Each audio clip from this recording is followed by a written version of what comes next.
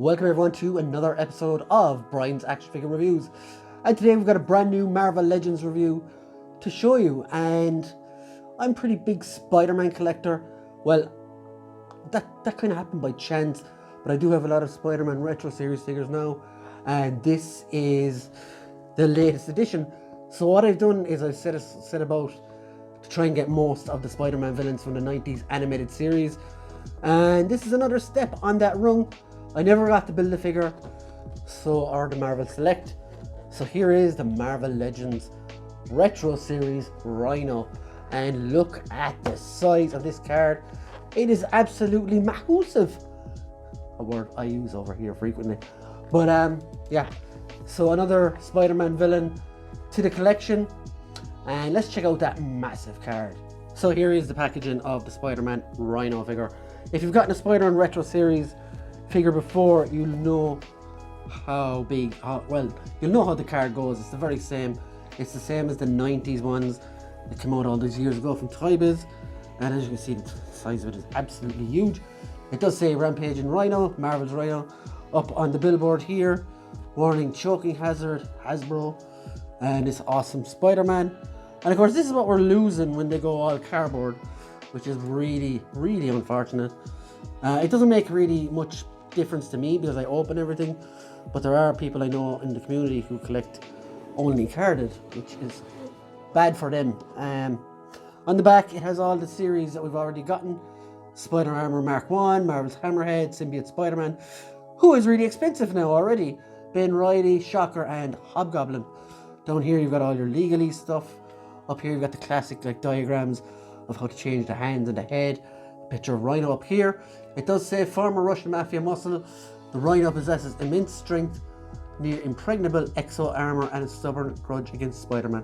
I don't know why you would want to impregnate his armor anyway, but yeah. So let's get this fine fellow out of the box. And boom, just like that, the Rhino is out of his cage. And he is a supremely awesome chunk of plastic, this figure. I'm really, really happy with him. I'm glad I waited instead of paying the absolutely sacrilegious price that the Build-A-Figure was going for. And this one I think is much more, much more comic accurate. I don't know. It's my look of the Rhino that I wanted for my collection anyway. And yeah, the detail on this guy is incredible. Right, starting from the toes, or the hoofs if you want to call it that. All the kind of cracks around the skin is absolutely incredible. You can see it as you go around.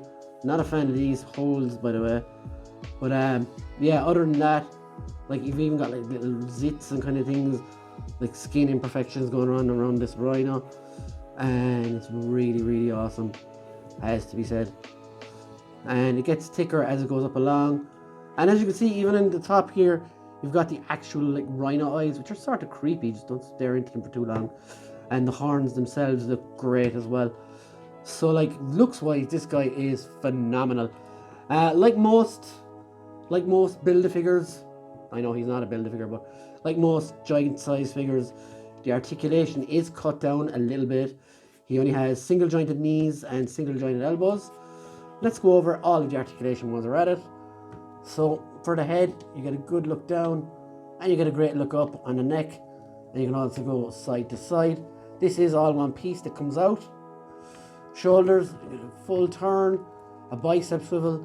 I think he would have done nicely with like there's even like the imprint of a cut. It would have been cool if they had butterfly joints on him like the Hulk figure. There is a click at the chest pivot. There's only like one thing there. You can go around with the waist. It does have rotation at the wrist, and up and down on one side. No, it's in and out on this side as well. Legs can go that far out, this far up. And one thing I will say about the knees is they are quite stiff. So watch your fingers in the corners there, because mine has got caught there. Same with the elbows, not as bad. I've worked them out a little bit. And he does of course have ankle rockers. So yeah, this figure is quite the heft. I'm really, really happy with him. So accessory wise, he does come with 2 open hands as well. Whoop, and it just fell over. 2 open hands and 1 more like solemn, I haven't got paid yet face. I really like the angry face, so it works really well, especially when he stood next to this guy. So here you can see the size difference between Spider-Man and the Rhino, and they do look really good together, has to be said. So yeah, like there's a lot I could say about this figure. On the whole, I am really happy. Let's get that other head off and I'll show you what's underneath there, if I can. And it does pop off really nice to leave you with a big unsightly gap there. You can almost have Spider-Man standing. So let's get on that other head.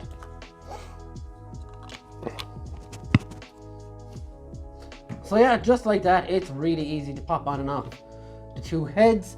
Same for the arms as well. But this Rhino is a fantastic figure. And another one to add to the Spider-Man classic villain shelf, which I'm currently working on at the moment. I will be doing a video on that soon too. So yeah guys, let me know what you think of the review. Are you going to be grabbing this Rhino? And what other Spider-Man villains would you like? I've a good few that I'm in mind, alright. But yeah guys, that's been my review of the Rhino. An awesome figure. Pick him up if you don't already have a figure of this particular character. And if you're a big Rhino fan, get him anyway. So yeah, let me know what you think in the comments below guys. Leave a like, leave a comment, and drop that subscribe if you're feeling nice. If not, nice one anyway for watching. And we'll see you later. Bye.